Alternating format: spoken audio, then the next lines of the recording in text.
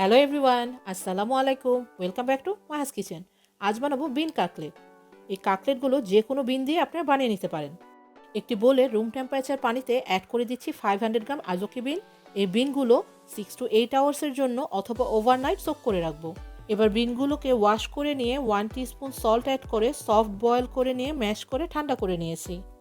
এবার ম্যাশড বিনের উপর অ্যাড করে দিচ্ছি 1.5 chopped medium onion, 1 cup homemade bread crumbs.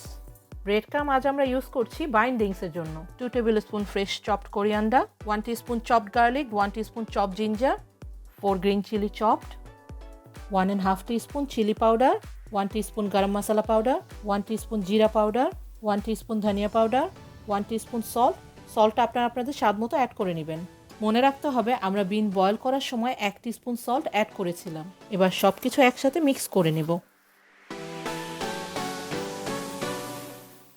বিন ম্যাশটা সব কিছু স্পাইসের সাথে মিক্স করে নিলাম। চলুন এবার কাবাবগুলো বানিয়ে নিই। হাতে হালকা পানি নিয়ে অল্প পরিমাণে কাবাব হাতে নিয়ে স্মুথ করে একটা লম্বা শেপ দিয়ে নিব।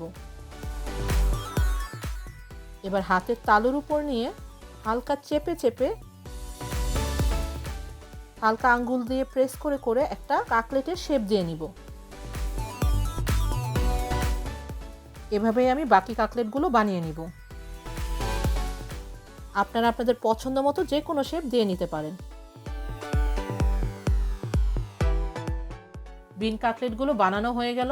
নিয়ে নিয়েছি 1.5 কাপ হোমমেড ব্রেড ক্রামস। এবার কিছু কাবাব ব্রেড দিয়ে কোট করে নিচ্ছি। যারা এগ পছন্দ করেন না তাদের জন্য কিছু কাকলেট শুধু ব্রেড ক্রামস দিয়ে কোট করে 1 টেবিল স্পুন অয়েল দিয়ে গোল্ডেন শ্যালো ফ্রাই করে নিচ্ছি।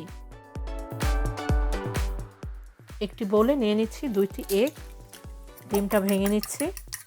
এবার একটি কাকলেট ডিমে ভিজিয়ে নিয়ে ব্রেড ক্রামসের সাথে কোট করে নিব। এভাবেই আমি বাকি সবগুলো কোট করে নিব। সবগুলো কাকলেটস এগ এবং ব্রেড ক্রামস দিয়ে কোট করা হয়ে গেল। এবার ভেজে নিব। একটি গরম ফ্রাইং প্যানে অ্যাড করে দিচ্ছি 2 কাপ অয়েল। এবার গরম তেলে এগ কোটেড কাকলেটগুলো অ্যাড করে দিচ্ছি। এবার কাকলেটগুলো বোথ সাইডে হালকা গোল্ডেন ফ্রাই না হওয়া পর্যন্ত ভেজে নিব।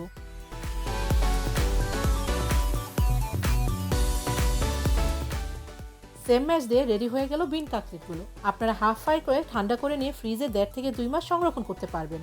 এটি আপনারা স্টার্টার, পার্টি প্লেটার কিংবা মেইন ডিশের সাথেও খেয়ে নিতে পারেন। আশা করি ভালো লেগেছে। ভালো থাকবেন সবাই। আল্লাহ হাফেজ। Thanks for watching my video. আশা করি আপনাদের ভালো লেগেছে।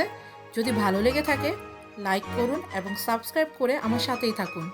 বেল বাটনে ক্লিক করে নতুন আপডেটের অপেক্ষা করুন। থ্যাংক ইউ সবাইকে।